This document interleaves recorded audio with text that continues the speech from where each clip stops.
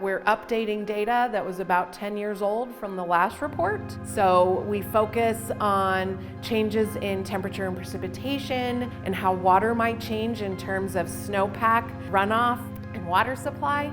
And we also look at the hazards and extremes.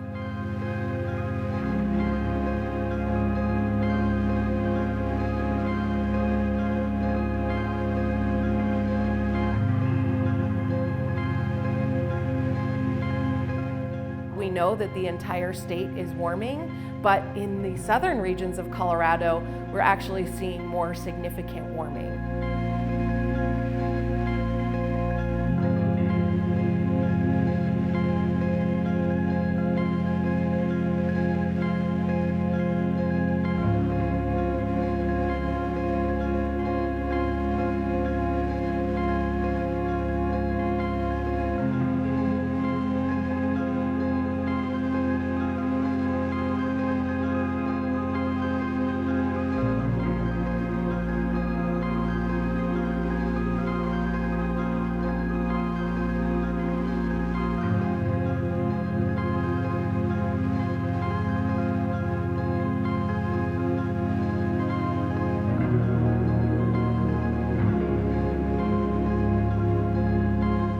And that's something that hits really close to home for a lot of people, whereas instead of talking about temperature, we're talking about changes that we're seeing in our ecosystem, in the storms and events that we experience, and how we might experience those in the future as well.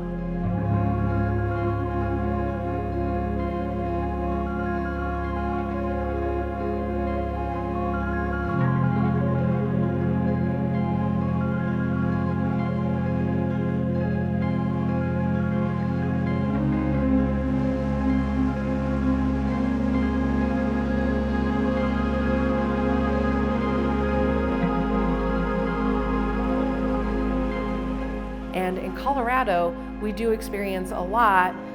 We've had very extreme droughts that have plagued our state, particularly in the last 22 years. We've had 4 major droughts.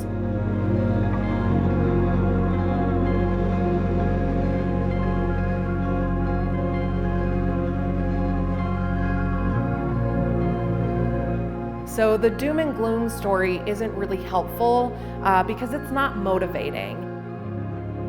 One of the unexpected things when we started this report was that in previous reports, the climate change models that were used were more heavily emphasized on a worst case scenario.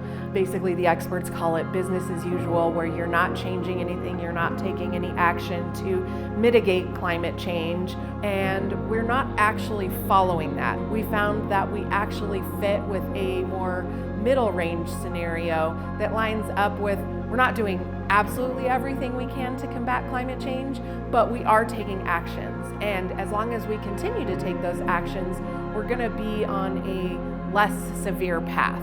So we're still going to see warming, but it won't be quite as severe as that worst case scenario, which is a little bit different than some of those earlier report results.